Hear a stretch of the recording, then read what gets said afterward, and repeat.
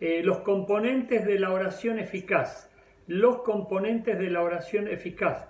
Y algunos ya les comenté el domingo pasado que pueden realmente bloquearse cuando escuchan algo así.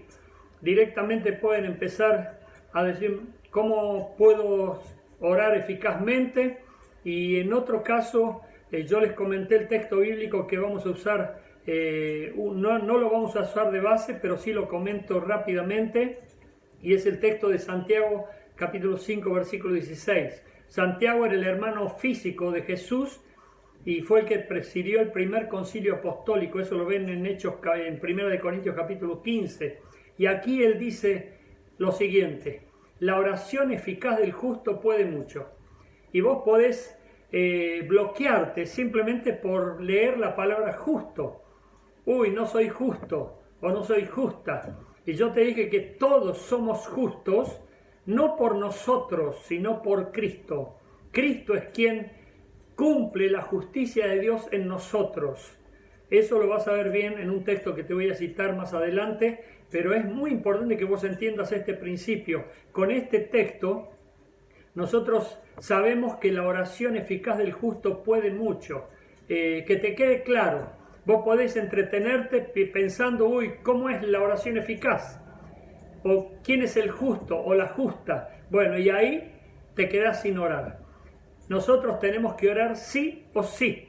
Y por supuesto, tenemos que hacer eficaz nuestra oración, porque ya somos justos en Jesucristo. Si no estamos en Jesucristo, obviamente hay injusticia en nosotros e iniquidad. Pero al estar en Cristo Jesús, Dios nos ve justos porque nos ve por medio de Jesucristo. Y el siguiente texto, entonces la afirmación es esta: ya somos justos en Jesucristo. Grabátelo bien, iglesia, porque si vos tenés un problema con este tema, vas a bloquearte en la oración. ¿De dónde sale esta afirmación? De Romanos capítulo 5, versículo 1. Este es el texto que prendió la mecha de la Reforma. La Reforma protestante en el año 1700 y algo. Martín Lutero era un hombre cargado de remordimientos y culpas, y como quería agradar a Dios, no sabía cómo expiar sus culpas, sus pecados, y se bañaba con agua helada, se flagelaba con un látigo con puntas de acero, y también se arrodillaba sobre garbanzos pidiéndole perdón a Dios, hasta que leyó en el texto de Romanos 5.1 que dice: justificados pues por la fe tenemos paz para con Dios por medio de nuestro Señor Jesucristo. Por lo tanto, Martín Lutero, cuando leyó este texto, le cambió toda la perspectiva de vida y se dio cuenta que a partir de Cristo no solamente era justo, sino que también tenía paz, y es la paz que sobrepasa todo entendimiento. Por eso tenemos que saber que ya en Cristo somos justos, y eso nos quita un problema de en medio. Ahora tenemos que aprender a orar eficazmente. ¿Y cómo se aprende a orar eficazmente? Lo vamos a ver más adelante. Pero sigamos con otra afirmación muy importante que está en el siguiente versículo del apóstol Santiago, en el versículo 17, capítulo 5, versículo 17. Mira lo que dice aquí. Elías era hombre sujeto a pasiones semejantes a las nuestras y oró fervientemente para que no lloviese, y no llovió sobre la tierra por 3 años y medio, 3 años y 6 meses. Imagínate el poder de la oración de Elías. Sin embargo, no era un superhombre, no era un marciano, no era diferente a nosotros. Dice que tenía pasiones semejantes a las nuestras. Es decir, que a lo mejor sufrió desánimo y de hecho tuvo una especie de depresión. Elías sufrió alguna inestabilidad en medio de tantas circunstancias adversas que le tocó vivir como profeta. Tuvo bajones anímicos. Sin embargo, Dios lo utilizó poderosamente porque su oración fue eficaz. Pero aquí dice fervorosamente oró, fervientemente oró. Y eso es apasionadamente, con muchas ganas, con mucho entusiasmo, con mucha convicción. Es muy importante que te grabes estos conceptos, iglesia. ¿Por qué? Porque si vas a orar y pretendes orar eficazmente, no podés ignorar que la oración del justo puede mucho. ¿Quién es el justo? Vos, yo, porque estamos en Cristo. Y la oración eficaz puede mucho. ¿Cuál es la oración eficaz? Es la que vamos a aprender hoy. Así que espero que puedas aprender a orar eficazmente hoy y que todas las bendiciones de Dios puedan llover para tu vida. Vamos entonces al material. Y esta es otra afirmación como para ya que te quede claro. Afirmación. Nuestras oraciones no dependen de nuestro estado de ánimo. Grabátelo bien. Nuestras oraciones no dependen de nuestro estado de ánimo. Si Elías, un hombre con pasiones semejantes a las nuestras, oró y Dios lo escuchó, también va a ser con vos, también lo va a hacer conmigo.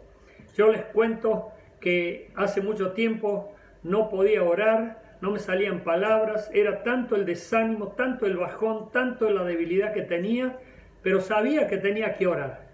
Y me arrodillé a orar mentalmente. No tenía fuerzas para orar con palabras, no me salían las palabras. Y sin embargo me arrodillé a orar mentalmente y comencé a orar mentalmente como si estuviese hablando, porque Dios lee la mente también. Y después terminé orando fervorosamente, desaforadamente, y sinceramente le doy gloria a Dios por el poder y la fuerza que me sobrevinieron a mi debilidad. ¿Y qué dice la Biblia del Espíritu Santo? Que provee fuerzas en la debilidad. Por lo tanto, no te justifiques para orar porque no tenés ganas. No te justifiques para no orar porque estás débil, ni aún siquiera enfermo. Orá, por favor, orá, porque la oración eficaz del justo puede mucho, puede mucho. Este es el texto que vamos a tomar como base en este día. Mira lo que dice el primer libro de Reyes, capítulo 8, versículo 27 al 30. Pero es verdad, dice el rey Salomón, que Dios morará sobre la tierra. He aquí que los cielos de los cielos, no te pueden contener. Cuanto menos esta casa que yo he edificado. Con todo, tú atenderás a la oración de tu siervo y a su plegaria, oh Jehová Dios mío, oyendo el clamor y la oración que tu siervo hace hoy delante de ti. Que estén tus ojos abiertos de noche y de día sobre esta casa, sobre este lugar del cual has dicho, mi nombre estará allí. Y que oigas la oración que tu siervo haga en este lugar.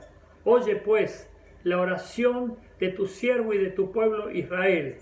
Cuando oren en este lugar, también tú lo oirás en el lugar de tu morada, en los cielos. Escucha y perdona.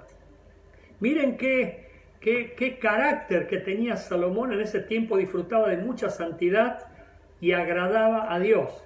Todos sabemos el final de la historia de Salomón, que fue trágica.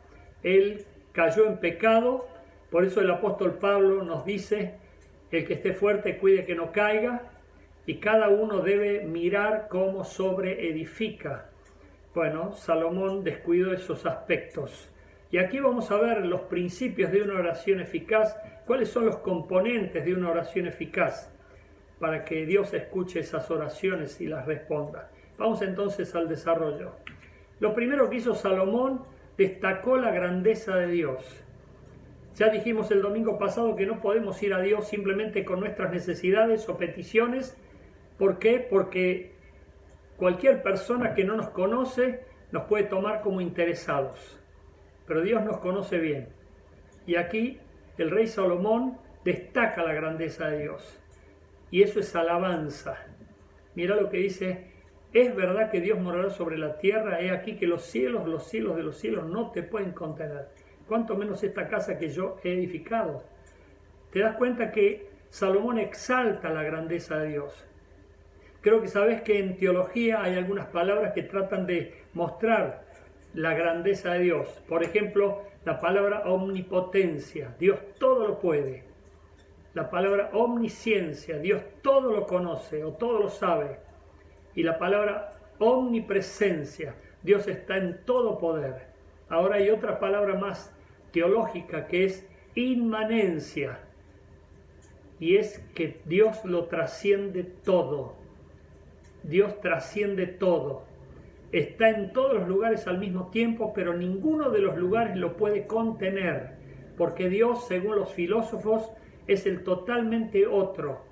Y nosotros tenemos que comprender esa grandeza ilimitada, esa grandeza infinita, esa grandeza inconmensurable que tiene Dios, porque nada se puede comparar con Él. Por eso, si vos vas a una oración con Dios, tenés que saber con quién estás hablando. No estás hablando con cualquier persona, con un chepibe. No estás hablando con cualquier Dios de pacotilla que no puede responder ni puede dar soluciones a nuestros problemas. Te estás dirigiendo al Dios creador y soberano, absoluto, sustentador de todo el mundo. Por eso Salomón conocía su grandeza y lo alababa. Mira los sinónimos que hay para lo que hizo Salomón. Eso es alabar. Alabás a Dios, reconociéndolo, glorificándolo, exaltándolo, enalteciéndolo, magnificándolo, honrándolo y poniéndolo bien en alto, destacándolo. Todo eso es lo que tenemos que hacer cuando vayamos a la oración. No empieces, oh Dios, necesito esto y aquello. Ya lo sabe Dios, ya te lo dije. Dios ya conoce nuestras necesidades mucho antes de que nosotros las digamos verbalmente. Por eso, acércate a Dios, porque la oración es comunión con Dios, es diálogo con Dios, es relación con Dios. Y cuando vamos a la oración, tenemos que entender que alabarlo es principal, es lo primordial. Y aquí Salomón lo hacía y nos lo enseña también. Salomón demuestra fe aquí, y la fe se tiene que demostrar. Dice la Biblia que la fe sin obras es muerta. Las obras se ven, por lo tanto nosotros tenemos que mostrar la fe por nuestras obras. Dice el texto, con todo tú atenderás a la oración de tu siervo. Fíjate vos, ¿hay alguna duda en esta frase? ¿En esta oración? No, hay absoluta afirmación, seguridad. Tú atenderás a la oración de tu siervo y a su plegaria, oh Jehová Dios mío, oyendo el clamor y la oración que tu siervo hace hoy delante de ti.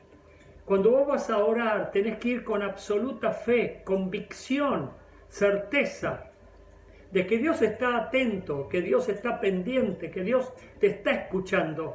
Dijimos el domingo pasado que la oración abre los cielos, por lo tanto, inmediatamente que vos te pongas a orar, los cielos se abren y nuestras oraciones suben como olor fragante, en ofrenda grata a Dios, porque es lo que Dios quiere y así lo estableció Dios. Aquí Salomón demuestra fe y nosotros tenemos que demostrar la fe. Hay personas muy negativas, muy desesperanzadas, muy quejosas, muy pesimistas, que no tienen fe, son incrédulas. Pero la persona que tiene fe da por hecho lo que la fe demuestra. Y por supuesto la fe es la absoluta convicción de lo que se espera, la certeza de lo que no se ve. Por eso fe es seguridad, fe es certeza, fe es convicción, fe es no dudar, sino creer. Por eso muchas personas son incrédulas porque no creen, dudan, oran, pero siguen con dudas y piensan que su oración no llegó ante el trono de Dios, o que quedó en el techo, o que no estaban bien para orar. Ya te dije, no depende de nuestro estado de ánimo la oración, depende de nuestras convicciones, de nuestra fe, de nuestra seguridad, de nuestra certeza. Por eso dice también en otro texto, Romanos, en la carta de Pablo, cada uno esté plenamente convencido en su propia mente. Cuando vos tenés convicción acerca de la oración, que cuando vos te arrodillás o invocás a Dios, Dios inmediatamente se dispone para escuchar tu oración, no vas a dudar de orar y no vas a dudar de creer. Vas a creer solamente. Cree solamente, dice la Escritura, y verás la gloria de Dios. Y verás la gloria de Dios. Salomón declara santidad también. Dice en el versículo 29, que estén tus ojos abiertos de noche y de día sobre esta casa, sobre este lugar del cual has dicho, mi nombre estará allí, y que oigas la oración que tu siervo haga en este lugar. A lo mejor no te das cuenta, pero aquí hay mucha santidad, te la voy a explicar bien, para que te quede claro de que sin santidad nadie verá al Señor, dice la Biblia, y que nosotros necesitamos estar en permanentes procesos de santificación, eso es, en permanentes procesos de pureza, de limpieza, de desmundanalización, para que Dios esté con sus ojos abiertos y mucho más cuando oramos. Los ojos se cierran o desvían para no ver, por dos motivos: sometimiento o rechazo. Sometimiento, generalmente una persona que tiene una autoestima baja, es acomplejada o tiene miedo, baja los ojos, no mira, porque tiene miedo. Se ve intimidada por una persona mayor o una persona con otra jerarquía o otra autoridad. Eso es sometimiento. Por supuesto, Dios no se somete, nosotros tenemos que someternos a Dios. Por lo tanto, cuando Dios en este momento dice que mantiene sus ojos abiertos, está viendo. Por lo tanto, Él no se somete, sino que mira de frente. Pero ya lo vas a entender mejor ahora. El rechazo hace que vos gires tu rostro para no ver. Ya sea porque te da asco, porque tenés rechazo, no querés ver algo. Bueno, ¿qué dice Isaías 33:15? Dios gira su rostro para no ver el mal. Por lo tanto, cuando Salomón le dice a Dios que con todo atenderás a tu siervo y que estén tus ojos abiertos de noche y de día sobre esta casa, le está diciendo a Dios que va a estar en santidad para que de tal manera Dios no lo rechace. Dios no gire su rostro. ¿Por qué? Porque cuando Él lo invoque o Él ore, Dios lo va a poder ver cara a cara. Y esto es muy importante, es un lenguaje metafórico de la Biblia, donde habla de que los ojos de Dios están viéndonos y Él no gira su rostro para no ver porque no encuentra pecado. Pero si encuentra pecado, los ojos de Dios no nos ven y Él gira su rostro para no ver. No sé si lo entendés, y es muy importante que lo entiendas, porque si tu casa, si tu vida están en santidad, vas a disfrutar de la mirada de Dios, de la presencia de Dios.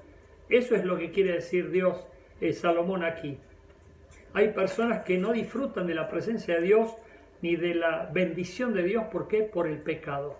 Pero si hay arrepentimiento, si hay pedido de perdón, Dios hace borrón y cuenta nueva. Muchas personas van a la oración y le piden a Dios cosas, pero mantienen pecados ocultos, pecados inconfesos. Viven ofendiendo, dañando, portándose mal y después oran a Dios. Dios no los escucha, tiene su mirada para otro lado. Pero cuando nos arrepentimos de nuestros pecados y le pedimos perdón a Dios y reconocemos nuestras faltas y le pedimos a Dios que nos ayude para cambiar, Dios nos va a ayudar. Y si ponemos voluntad dispuesta para cambiar, definitivamente, mucho más todavía, Dios va a ayudarnos. Por eso cuando el rey Salomón le dice que estén tus ojos abiertos de noche y de día sobre esta casa, también le está diciendo: Señor, yo quiero vivir en santidad, quiero que tus ojos estén siempre mirándome y condescendiéndome o contestándome.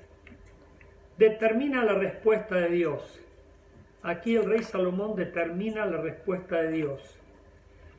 Oye pues la oración de tu siervo y de tu pueblo Israel.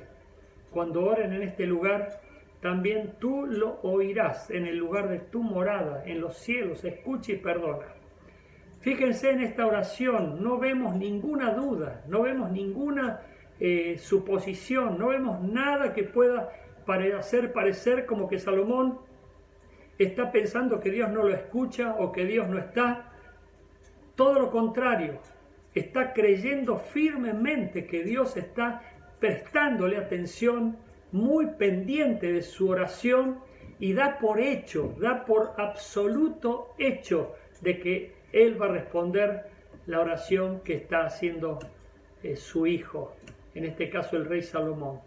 Yo te quiero invitar a que tengas esa convicción, porque si vas a orar con dudas, si vas a orar sintiéndote débil y pensando que por ese estado de ánimo, de debilidad, Dios no te va a escuchar, ya estás equivocado o equivocada.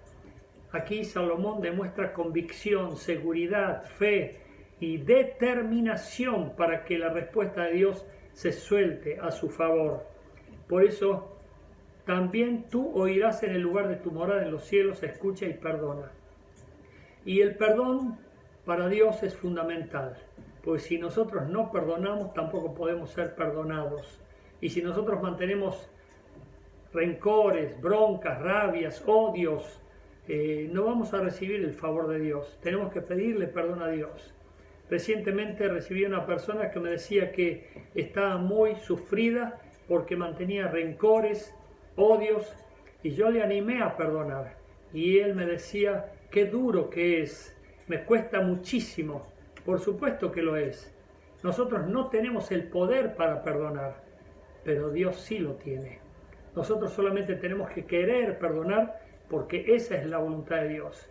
Y cuando vos perdonás a los que te ofenden, Dios te va a bendecir en gran manera y vas a disfrutar de una vida plena. ¿Te acordás del caso que te conté de una persona que recibimos que sufría hacía 14 años de una situación muy dura que lo mantenía postrado, y descubrimos que era porque mantenía una falta de perdón? Él odiaba y se justificaba con el rencor, y eso lo ataba y lo mantenía en debilidad y en fracaso permanente. Cuando le hicimos pedir perdón a Dios y aún tener voluntad de reconciliarse y de resarcir el daño causado con quien se había enemistado, esa persona experimentó liberación de demonios, porque convulsionó, se revolcó, y cuando quedó libre, esa persona sintió dicha y paz, y mucho más cuando Cristo llegó a su corazón. Él tenía solamente una apariencia, una religión, un ritual, una tradición, una costumbre de iglesia, pero no tenía ninguna relación con Dios, ni fe tampoco.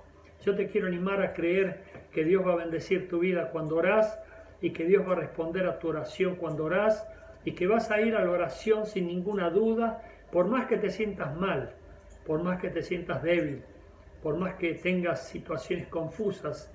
Orá, orá, orá, porque Dios va a bendecir tu vida en gran manera. Esa es la dimensión de fe que quiere que nosotros desarrollemos, que oremos sin cesar y estemos creyendo que Dios va a responder a todas nuestras oraciones. Vamos a orar en este momento, vamos a pedir que Dios esté bendiciendo a su pueblo, y que hoy los que están en esta reunión y los que vayan a estar en la siguiente puedan estar disfrutando de la presencia de Dios, porque la presencia de Dios se disfruta y va a mantener su bendición para con todo su pueblo. Cierra tus ojos, oramos.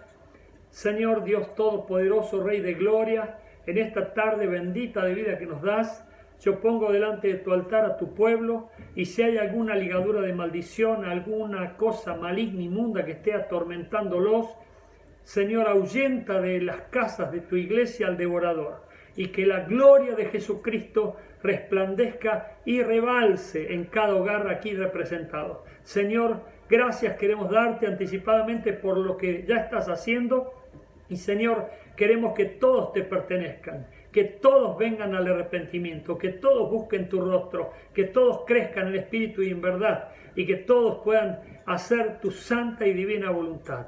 Gracias quiero darte por este tiempo, y seguimos intercediendo para que la gloria siga aumentando mucho más todavía. Y muchas gracias por este pueblo que te ama y te adora en espíritu y en verdad. Y en Cristo oro. Amén. Amén.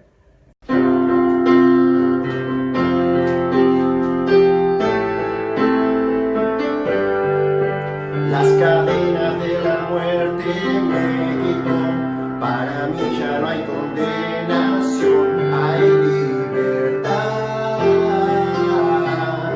libertad.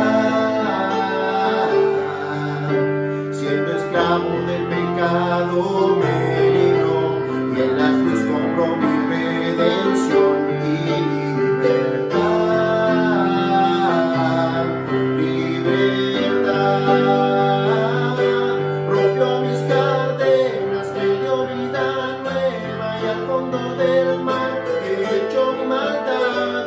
Lavo mis pecados y me ha perdonado. Solo en el nombre de Jesús hay libertad.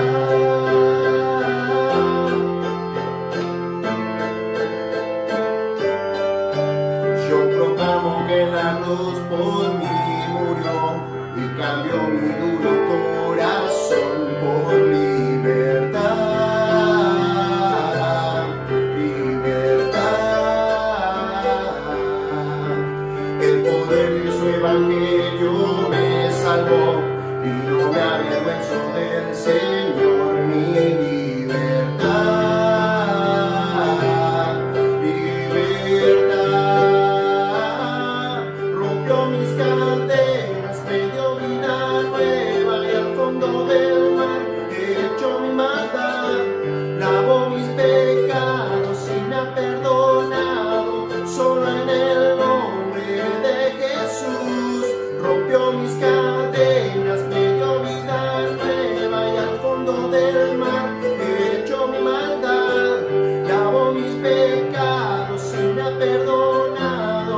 Solo en el nombre de Jesús hay libertad.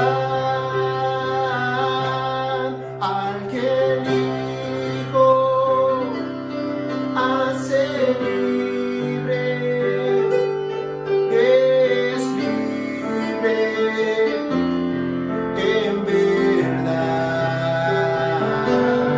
Al que el Hijo hace libre, es libre en verdad.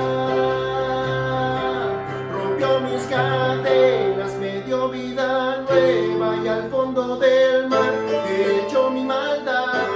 Lavó mis pecados y me ha perdonado.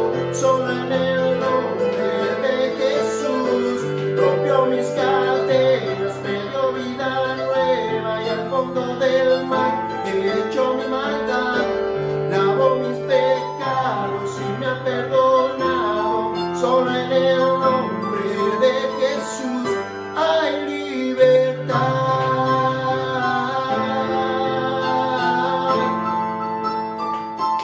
Hay libertad.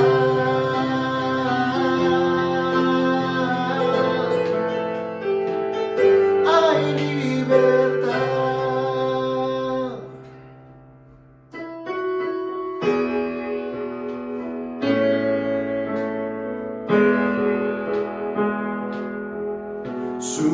Sublime gracia del Señor, que a un pecador salvó.